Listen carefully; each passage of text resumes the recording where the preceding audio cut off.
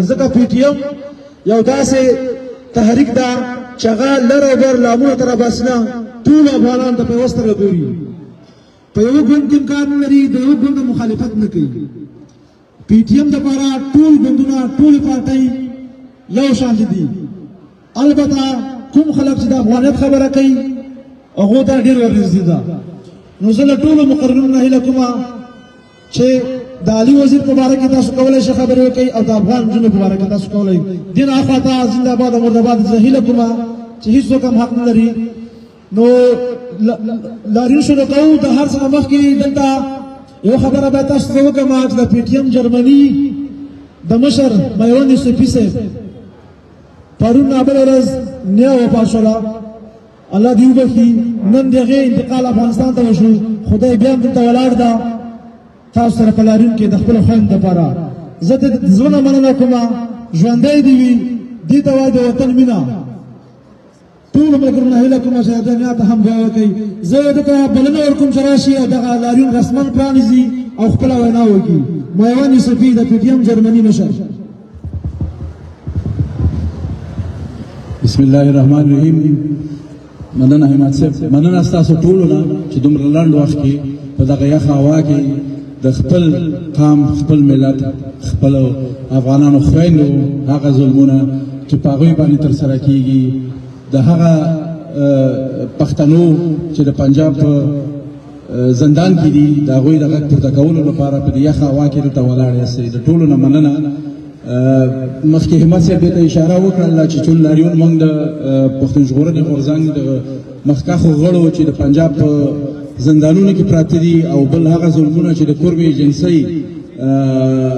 په د شیعه او سني په نامه باندې ریاستي جنګونه مخې ته ځي د هغوی په تړاو باندې موږ د لاریون ثبت کوو اعلان مو کوو بیا مشر په خپله هغې ورځې راهیسې چې په افغانستان کې د نجونو په مخ چې هغه څه پاتې وو هغه هم بند شو هغه د هغې په ضد باندې مشر په خپله خبره وکړله چې تاسو ټولو نړۍ کې راپورته شئ او د جرمني لاریون هم کوښښ وکړئ چې په همدغه مخ په همدغه طرف یې بوځئ نو په همدې اساس باندې کېدلی شي چې دلته لږ ځینې پوسټرونه هم کم چاپ شوي موږ چې په فیسبوک او ټویټر او په ټیک ټاک کې د عکسونه خپاره کړل او خواهش هم وکړه چې هر سړی خپل هم چاپ کوي خو خیر انشاءالله بل ځل به یې موږ خپله نور هم ډېر چاپوو نو تاسو ټول نه بیا هم یو وارې مننه چې دلته راغللی د دې لاریون نه وروسته چون د شیعه او د سني خبره په پښتونخوا کې ډېره لوړه روانه ده ډېر مړي پکې وشو په همدغه اساس باندې زموږ یو شیعه ورور نن ماښام د پښتنو د لوی افغانستان په ارمان باندې دلته په فرانکفورت کې د بوکس مسابقه کوي البته یو شیعه ورور پاسیږي او د سني پښتون ژغورنې غورځنګ لپاره اسماعیل حیدري ورور پاسیږي بلکل اسماعیل حیدري یو مشهور بوکسر ده چې هغه د پښتنو په ظلمونو باندې په پښتنو باندې چې هغه ظلمونه په پښتونخوا کې کېږي د هغې لپاره راپاسیږي او بوکس کوي نو دا د دې معنا لري چې په افغانانو کې شیعه او سني هیڅ معنا نه لري د امونه تر اباسي نه پورې یو افغان دغه ځکه پاسیږي او د خپل ورور غږ پورته کوي نو په دغه تړاو باندې نن ماښام دلته په فرانکفورت کې یوه مسابقه ده یوه نړیواله مسابقه ده چې اسماعیل حیدري پکې د افغان په نامه باندې اشتراک کوي تاسو ټول نه چې څوک دلته یي کوشش وکړئ چې دغه مسابقې ته لاړ شئ او د حیدري ورور ملاتړ وکړئ نو زه خپل بحث دلته په چون دلته موږ په آلمان کې وو زموږ هدف هم دغه دی چې خپل غږ نړیوالو ته ورسوو نو په همدې خاطر به زه خپلې خبرې په الماني ژبه باندې وکړم دلته حتما نور ملګري شته چې په پښتو او دري ژبه باندې به بیا خبرې وکړي ما خپله وینا په د نجونو د مکتبونو د پرانیستلو لپاره او هغه ظلمونه چې په افغانستان کې کېږي د هغې په تړاو باندې ځانګړې کړې ده نو په الماني ژبه باندې به زه شروع وکړم Freiheit und Bildung für die Frauen und Mädchen in Afghanistan. Liebe Freunde und Freundinnen, liebe Mädchen,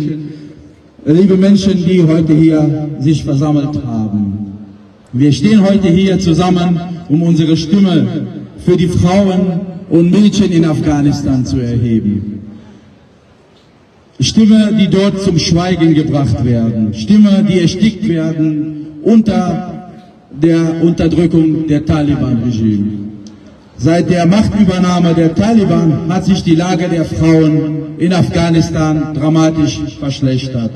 Mädchen dürfen nicht mehr zur Schule gehen, Universitäten haben ihre Türen für sie geschlossen, Frauen dürfen nicht mehr arbeiten, sie dürfen nicht einmal ohne eine männliche Begleitung das Haus verlassen. Das ist keine Regierungspolitik, das ist systematische Unterdrückung. Bildung ist ein Menschenrecht jedes Mädchen auf dieser Welt. Jeder Mensch auf dieser Welt hat das Recht zu lernen, zu wachsen, zu träumen und ihre Träume zu verwirklichen. Aber in Afghanistan wird Millionen von Mädchen dieses Recht genommen. Sie werden ihrer Zukunft beraubt, ihre Freiheit und ihre Würde. Was wir hier sehen, ist nicht nur einfach eine politische Entscheidung. Es ist ein Angriff auf die Menschlichkeit. Es ist ein Versuch, die Hälfte der Bevölkerung unsichtbar zu machen. Frauen in Afghanistan werden gezwungen, in den Schatten zu leben, ohne Stimme, ohne Recht und ohne Hoffnung. Doch wir sagen alle Nein. Wir sagen alle Nein zu einer Welt, die das einfach hinnimmt. Liebe Mitmenschen, unsere Solidarität hier in Frankfurt mag wie ein kleiner Tropfen winken, aber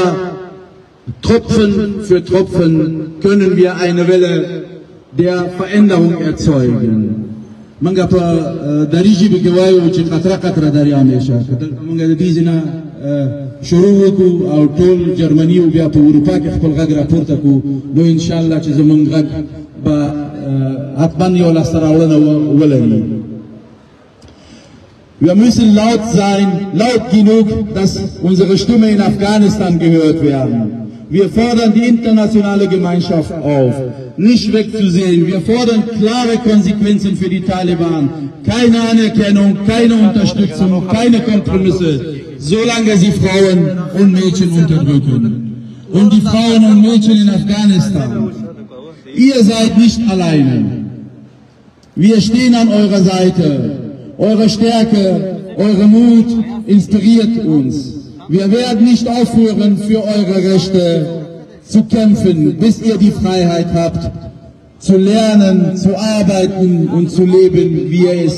verdient habt. Lasst uns heute hier laut sein, lasst uns gemeinsam zeigen, dass wir für eine Welt einstehen, ihre Freiheit und Bildung keine Privilegien sind, sondern Grundrechte für alle. Danke, dass ihr hier seid. Für die Frauen und Mädchen, für die Menschlichkeit. Bildung für alle, Freiheit für Afghanistan. Dankeschön.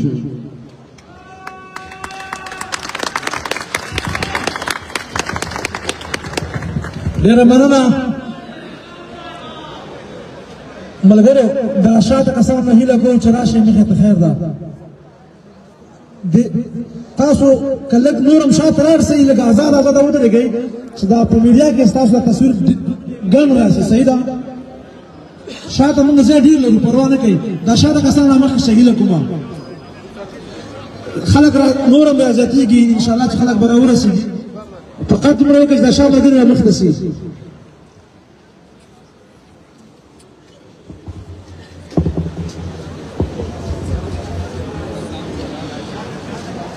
او اوس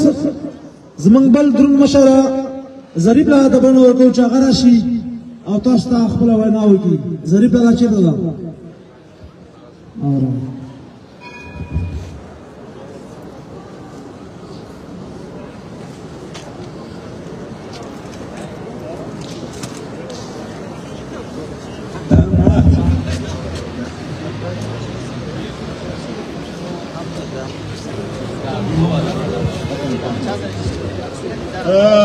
ډیرو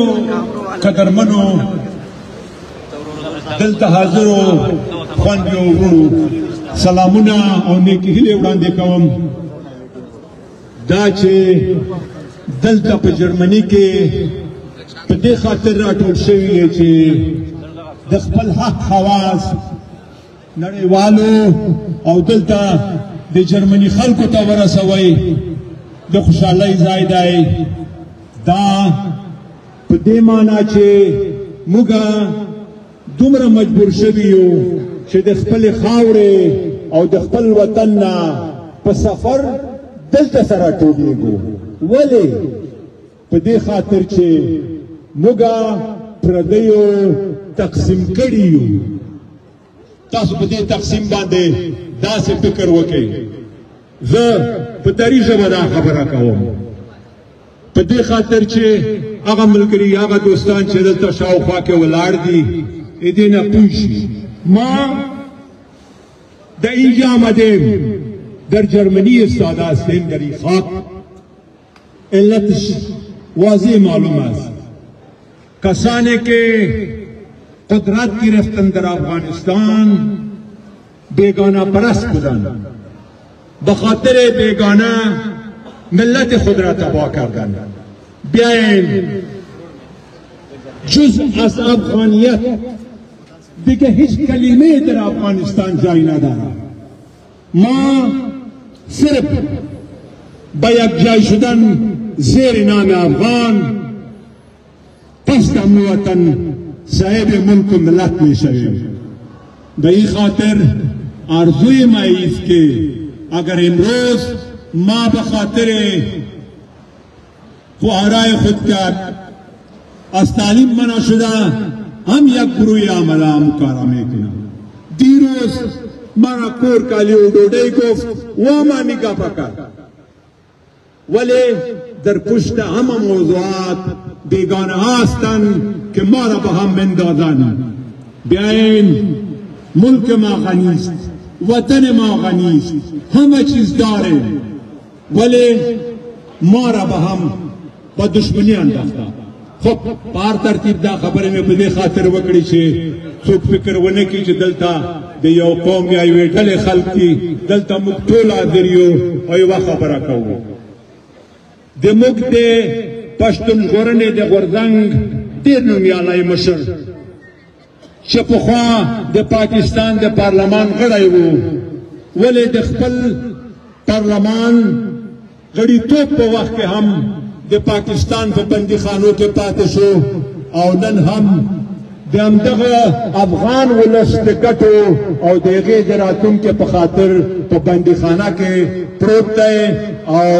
پنجابی استعمار په هغه باندې ډول ډول ظلمونه کوي دلته راټول شوي موږ په دې باور یو چې ټول د دې لپاره راغلي دي چې په دغه اواز کې د پښتون ژغورنې د غورځنګ د نومیالي ځوان مشر منظور احمد پښتین هغه هیله چې په دغه ارتباط کې کړې ده د هغې سره ملتیا وکړي همدغه ځوان دی چې ستره هیله افغان ملت ته وربخښلې ده تاسو فکر مه کوئ چې په دومره ځوانۍ کې یو انسان دغه حالت ته ورسیږي او دومره افغانان یې شاته ولاړ وي دا د خدای ورکړه ده په دې باور ولرئ چې دا انسان عادي انسان نه دی ډېر ځوان اما په خپله خبره ولاړ د لوی وطن د جوړونې سوال ورسره پروت دی او د خیبر په